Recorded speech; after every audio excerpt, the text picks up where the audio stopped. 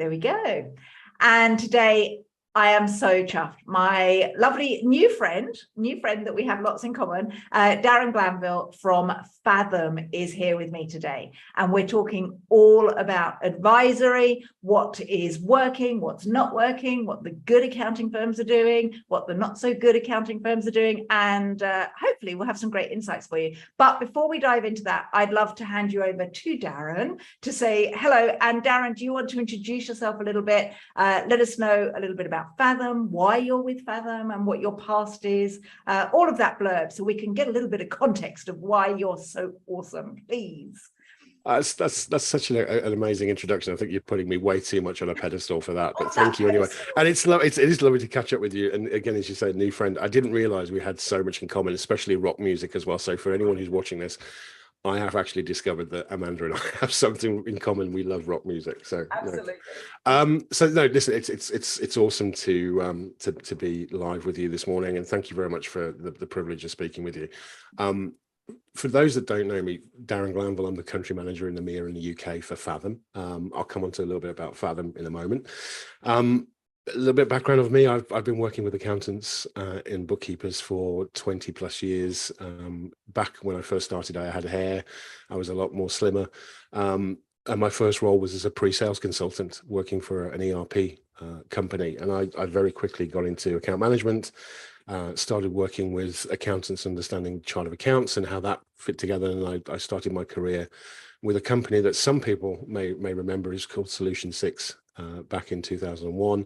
I then went to Sage and worked with Sage for a few years before moving to CCH. From CCH, I went to a little known company called Xero. I worked with Xero for a while. Absolutely love that because we were doing things that were transformative and we were moving people from the desktop background into the online world. And literally, there was just a few of us in the very early stages knocking on doors and getting anyone that would speak to us to look at this little thing from New Zealand called Xero. And from Xero, I went into the ecosystem, felt that a lot of vendors at the time were telling practitioners what they should be doing without necessarily having the experience. So I was very fortunate to have a friend I've known for a long time, Stephen Paul, at Valued. So Stephen said, hey, why don't you come and work with me? Went into Valued for 3 years and helped him put in his management team, set up some systems and processes. And then I was approached to join Fathom. And since November 20, I've been heading up the team in EMEA in the UK for Fathom. And what I love about Fathom is what we've done. And that kind of ties into my journey because when I was at Sage back in 2003, I came across a paper that was written by the ICAW called The Profitable and Sustainable Practice. That was co-written also by a few people, but forward was by Mark Spofford. And it's still online. If you search it, you Google it, Profitable and Sustainable Practice. Remember, this is 2003. This is just after the dot-com bubble. It said some quite pathetic things in that the firm of the future would be using solutions that were online. This is in 2003. And this is in 2003. And that the ability to have this distributed ledger, this ledger, online ledger, this one source of truth that the client and accountant could work through was the way forward. And I found that interesting. But what struck me even more was there's a little paragraph in there that said the firm of the future will be delivering or deriving 60 to 70% of its revenues from type 2 services. And that struck me, and it was like, okay, what is type 2 services? I've never heard that before. So we started going into it. And it's what we now call advisory. That's mad. 2002. This is 2003. It's still online. If you Google it, you can still find it. I'm Googling it. I'll see if I can find it. Yeah, I've got the one for a SaaS business, but not the Profitable and Sustainable Practice. It's still there. I think it's the second or third link down on a Google search, but it's still there. And that struck me because, all through my time at Sage and CCH, we were working with accountants around, them transforming their back office systems, their practice management, how they do timesheets, how they do accounts and tax returns. But I always felt there was something more. Yeah. And once you've got a firm bought into that, processing that, the efficiencies that gave them were and this is still early days, 2002, 2003. When self-assessment only came in 97. And so you look at that and you think there's got to be a better way that we can work with the client at the front end. So that's one of the things that struck me about working with Xero and why we were so keen to take that role at Xero. But even then, it's okay. Now we can start to see through using Xero and Dexter what we would now see as HubDoc and, dare I say, auto entry is the other one. If you start to get those efficiencies and those economies of scale there, what can firms do with that void? And we were quite visionary in what we could see this happening. So once you get that void, how do we then start to, going back to the piece around advisory services, how can we really empower firms to deliver more of the services that clients want? And that's what started me on this journey of working with others in the ecosystem and now with Fathom. And I'm super proud to be here. Amazing. So back in 2003, advisory was called Type 2, which is really interesting. So I love that. I've learned Type 1 is compliance and Type 2 is advisory. Type 2 is advisory. I know for my clients, you say the word advisory and they're like, what does that even mean? Is that management accounts? Is that, what is advisory? I hate the term. I think if we have to give it a label, okay, I get that. But advisory is such a broad spectrum. From one end, you've got mergers, acquisitions, corporate finance, high-level tax advice, and so on.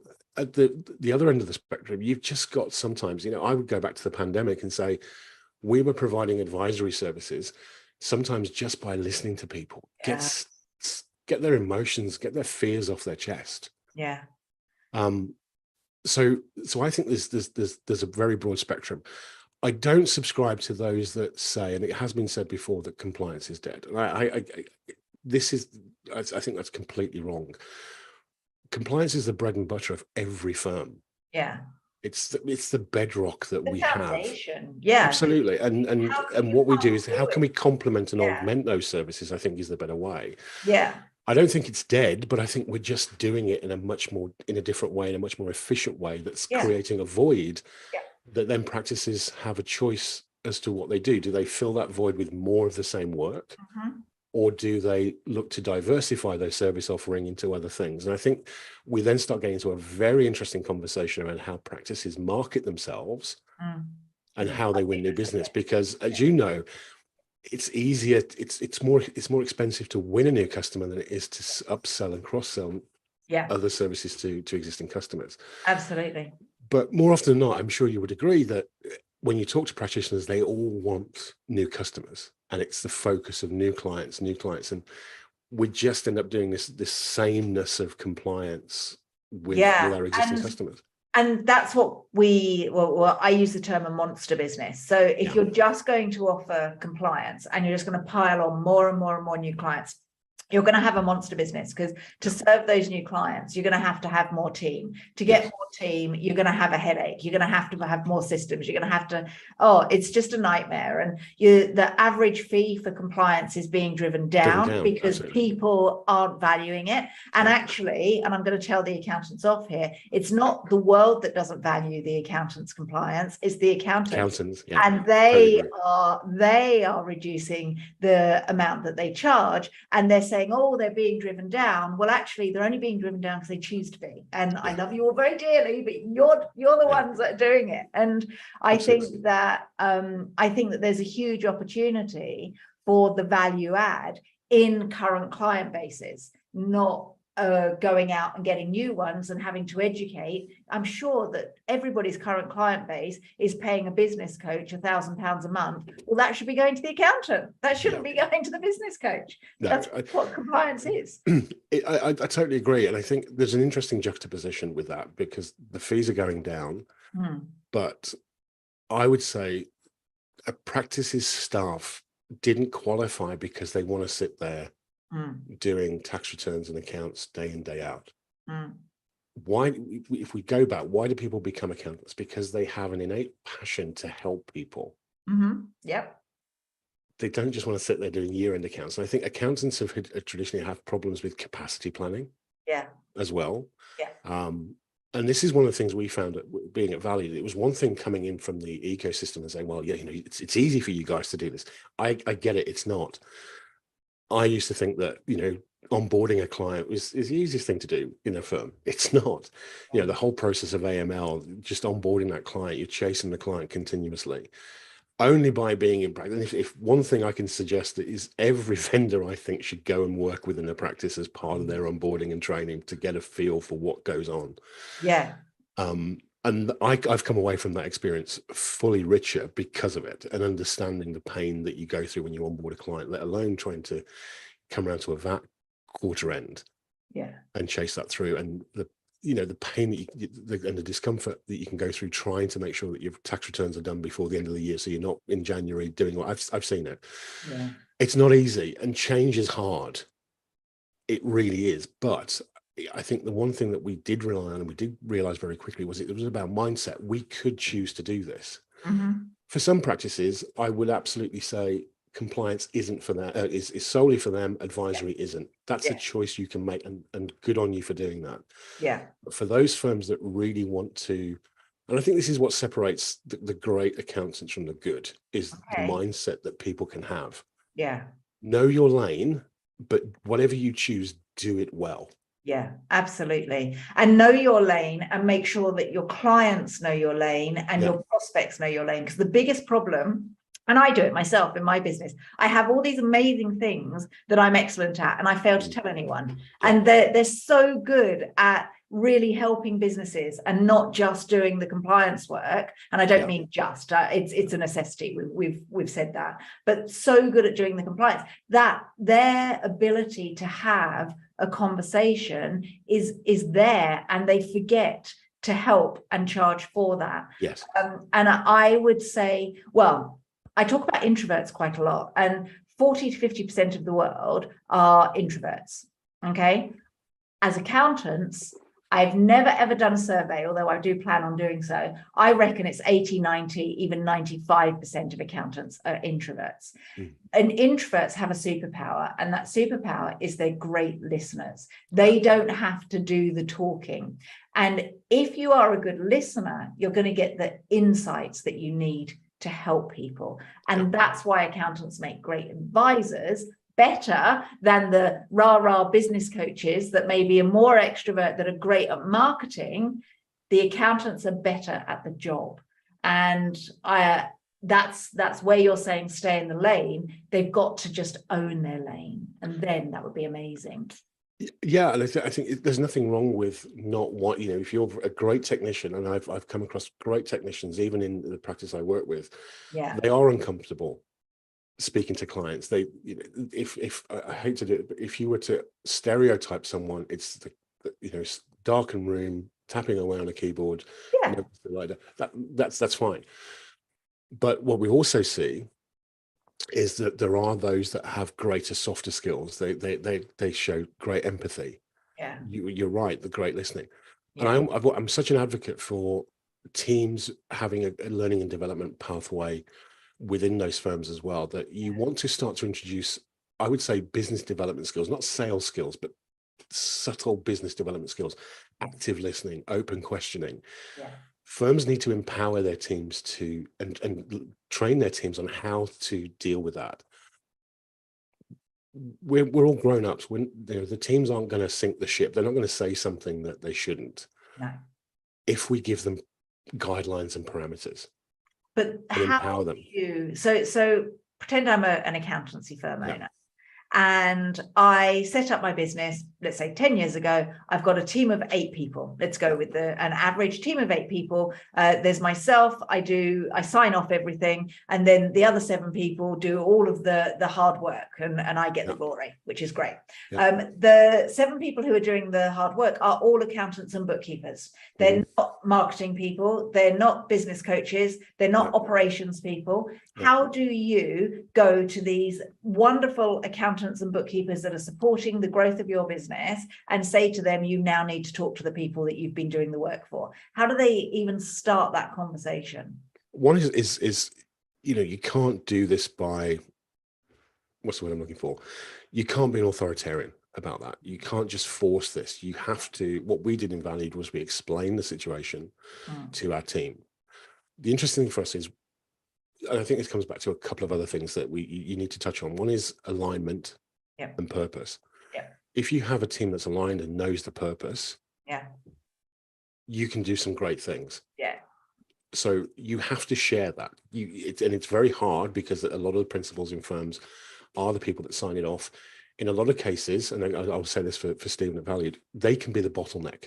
Yeah. It's not necessarily the team. The team want to help, Yeah.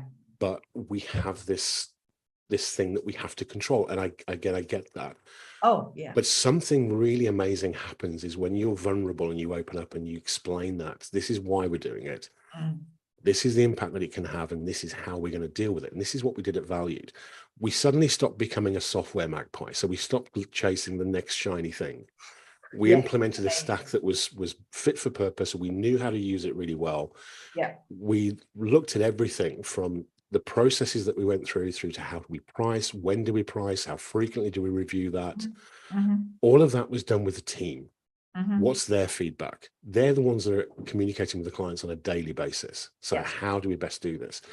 You're speaking to them, but you may not be aware of some of the subtleties around some of the things that they're saying to us. Are we picking up on those nuances? So one of the things we did some training around disc profiling. How do people communicate? What's the type of language they use? Yeah. We also started to look at what were some of the things that were being said in conversations that if you weren't comfortable, that was fine, but you acknowledged it and you could say, actually, Stephen, you need to speak to this person because this is what they've said. So we don't have to go with the whole hog and expect our teams to deliver that or give advice. We just sometimes need them to listen out and ask the right questions. How does that make you feel? We often think about answers, but we only get the right answers if we're asking the right questions. Yeah, absolutely.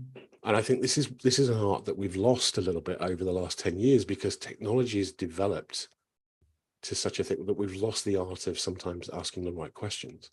And I also, I think, I 100% agree with you. And that technology coupled with the personality of the regular accountant means that they now have the excuse where they don't have to go outside of their comfort zone and maybe do something that, we're told you must, magic happens outside your comfort zone. And it's true, but try telling that to someone who doesn't like talking to more than one person at a time. Absolutely. It's as simple as that, try telling that to someone who doesn't like talking on the phone and is super glad that texting became a thing, But it's also about how we communicate. Yeah. And I think, again, technology is forcing us to communicate more electronically in instant messenger through email. And I think the one thing that we found was the more emotive a subject is, it's better face-to-face or via phone. Yeah. That's what we found. And there's a great video on YouTube if you ever want to look at it. It's by a guy called Christoph Magnuson. And it talks about the communication matrix, about asynchronous and synchronous communication and all the tools that we have from, written through to email, through to instant messaging, through to video, through to voice, and how to apply that. And if you look at that, it really, for me, it really nails how, if you were having an emotive conversation with someone about their dreams, their ambitions, their goals, what outcomes do they want, that's the emotive. Yeah. And the quicker we can shift that conversation from the operational to the emotive, it changes that value proposition and the creation of value that we give them. And that's what we found. But you're right. If some people are not happy doing that, that's fine. Yeah. But there's the parameters. Yeah. And that closes the loop that you started at the beginning of this conversation, where you were saying that what we have to do is really be there and show up for our clients. And that's an emotional thing. And the reason why people started their practice was because they wanted to help people. Absolutely. So that closes that loop. You want to help people, so help them. It's that. It is. But I think if firms look at this pragmatically, what is it they want? They want clients who are loyal and engaged. Yes. Fundamentally. Yeah. What else do they want? They want clients to sell themselves on those services. Yeah. They want clients who refer new business. Yeah. They want clients who pay more. Yes. And those firms want optimized processes and profits. Yeah, absolutely. We can only do that if we set out our store correctly. And I think it comes back to three things for me, and that's people, process, and platform. Yeah. Yeah. If we have the right people and we're recruiting the right people who are aligned with our values and our vision, and we share that, we train our team. Yep. And it's not just 3 hours of CPD here. It's we invest in them, and sometimes that's softer skills. We don't have to put them through heavy, Myers-Briggs sales training or Miller-Hyman sales training, but we can get a sales trainer to come in and say, show my team how to ask open questions. Yeah, absolutely. We can then think about what are the processes. Yeah. If the process is okay, we're going to give every client a business plan. We're going to review it every year. We're going to make sure that the business plan is followed up with a forecast. Yeah. And we review that. And we're going to bake in a regular cadence of accountability with that client. It sounds so obvious. Yeah. And then from that, we use the right platform. So for us, Fathom, great. We can drive meaningful management information. We can do forecasting. Yeah. There's a value creation there. And ultimately, we've said it before, you've seen it. It's how do we get a client from here to there? Yeah. And is that the outcome? And we've had some wonderful stories. I mean, just it's different for each client. For some people, it's not about money. It's about time. It's about mind. You know, we partner with the Gap as well at Fathom. So we have to talk about the three freedoms: mind, time, and money. For one of our clients in particular, all they ever wanted to do was be able to afford the mortgage to live in the right house in the right area so they can put their kids in a particular school. You see and you help someone on that journey. Yeah. Big tick in the box. Absolutely. You've got a referenceable client who will shout from the rooftops that you're the best thing since sliced bread, and they will pay you handsomely for it. It's changing people's lives. That's Absolutely. what it is. It's enabling them to achieve their dreams. And people think it's money, but actually money's just the leverage that gives them the opportunity to achieve their dreams. Absolutely. And there are customers who want to sell their business in 3 years and maximize their exit from it. Absolutely. Yeah. But it's back to that emotive. And I think you've touched on the most important thing. It's advisory is whatever you do to change your client's life. Yeah. For a positive. And have that impact, that positive impact. Yeah, the positive impact. Yeah. And that's transformation. So we were talking about compliance at the start. That is very much transactional. Give me £1,200 a year and I'll make sure that HMRC are happy. It's simple as that. That's a transaction. Yeah. When we start and I'll begrudgingly hand over my direct debit every month and exactly. I'll send you £120 and look at it and go, what are they doing for that? What are they doing? Absolutely. Yeah, exactly. But then, and this is something that happened to me. So I invested in an accountant when I first started my business 12 years ago. And great accountancy. They were the first Xero adopters. They're huge Xero people. I won't say who they were, but they're absolutely amazing. And they used to wow me. Well, there you go. They used to wow me with an amazing spreadsheet. No, it wasn't a spreadsheet. It was printed out with lots of colors. And when we would have our yearly end of year meeting, I would look at that and go, oh, they've put that together just for me. Oh my gosh, they totally care about me. There's a pie chart telling me how much money I've spent on different things.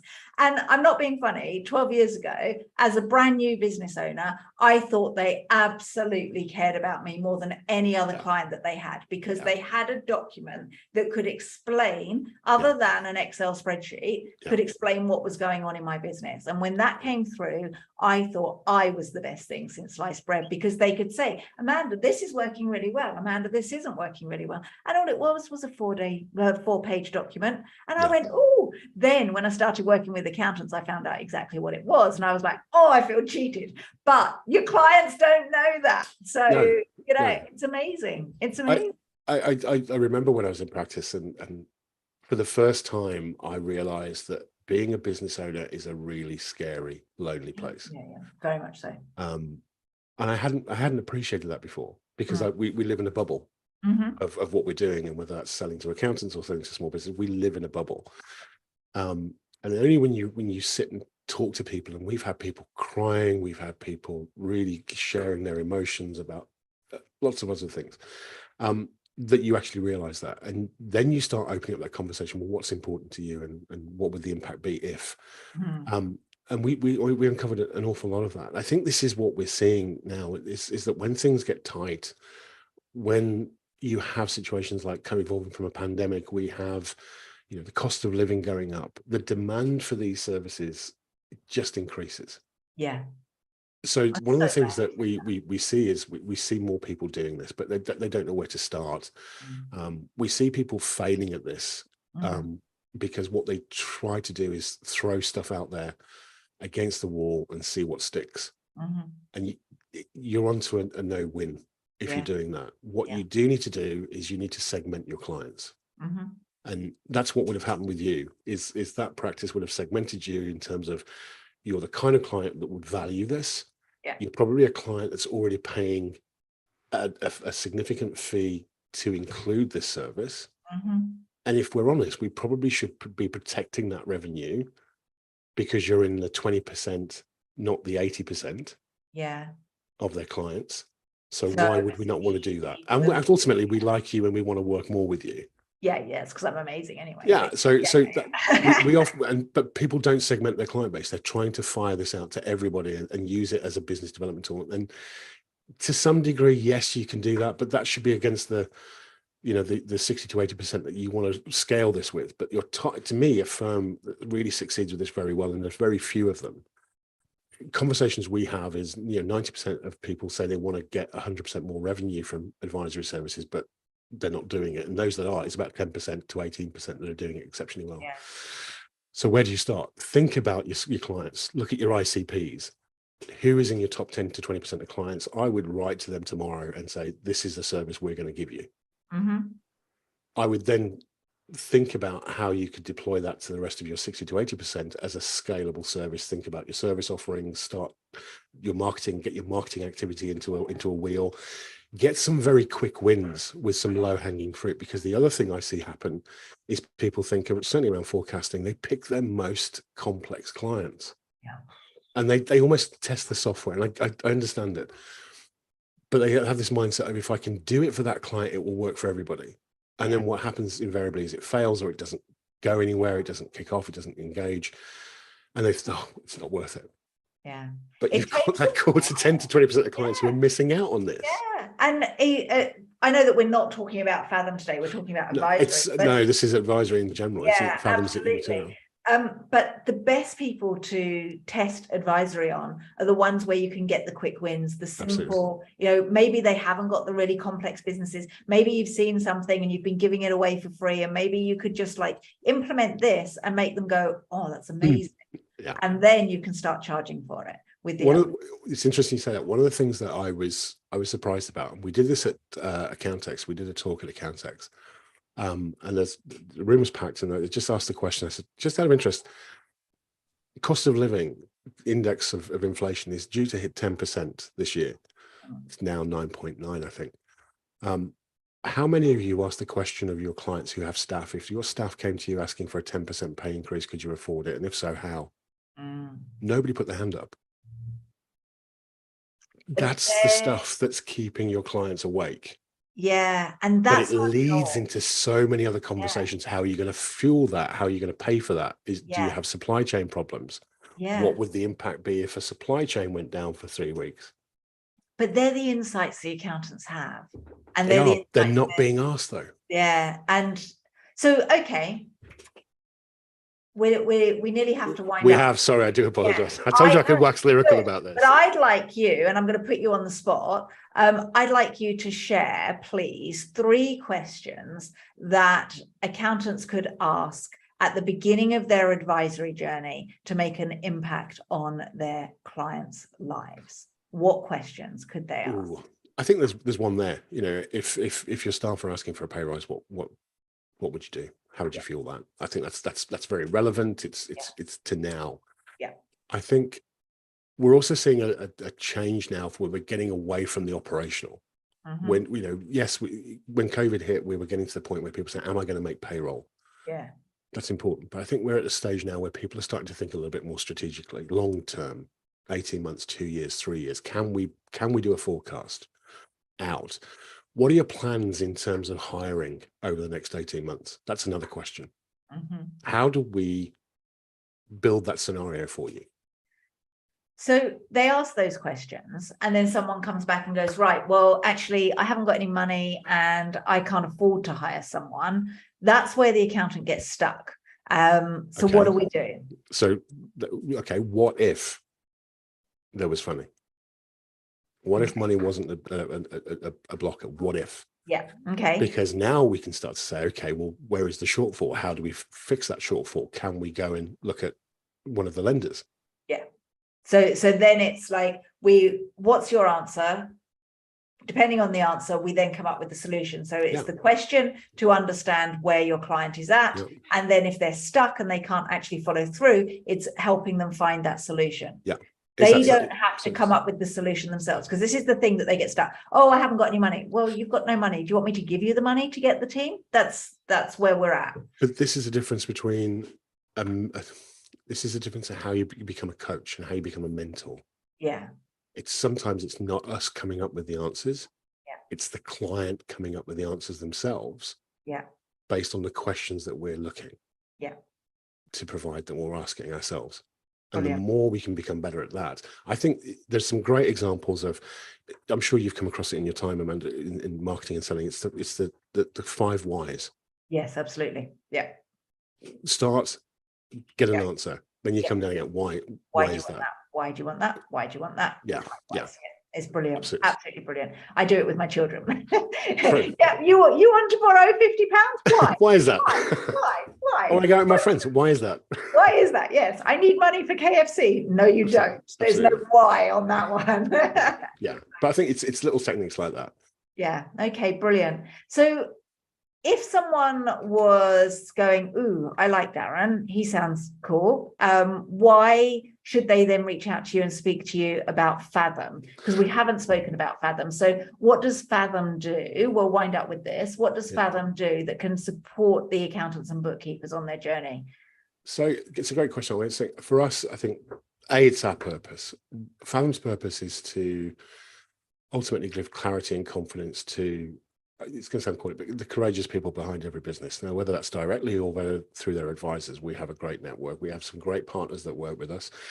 What do? We take all of that financial information in your general ledger, in your accounting software. And as you were saying, we turn it into really beautiful, easy to understand insights. Yeah. One of the things I saw a tweet the other day from one of our partners recently who came across to us from a competitor. And one of the things he said was he loved about Fathom was it made him stop and think about the information that's relevant to the customer, because it then prompted different questions. Brilliant. Yes, we can do forecasts and we've got some very interesting features, and people can just go to the website and find out more about that, and I'll happily speak to them about it. I'm also happy to speak to people about my experience in practice, what we found. I think the difference for us is the way that we engage with our partners, and we're very proud of the way that we work in partnership with our customers. We have a lot of people who've come ex-practice, so they've used it. They've got great examples. We can share insights as to how other firms are being successful with us and deploying it. I think that's our raison d'etre, if you like. Yeah. Well, that kind of is Fathom. The software is compliance. The extra that they get is the advisory. Absolutely. So absolutely. You're a walking example of what the accountants need to do. So that's brilliant. But people just connect with me on LinkedIn. More than happy to share. And if people want to know more about the product, we can certainly show them. Yeah. Amazing.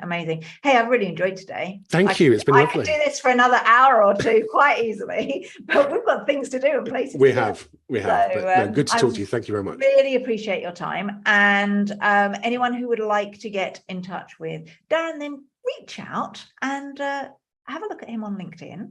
And he's super friendly, as you can see. And if you like rock music, he'll talk to you about that too. So, all right. Okay. Thanks, Amanda. I'll catch up with you soon. Bye. Bye-bye.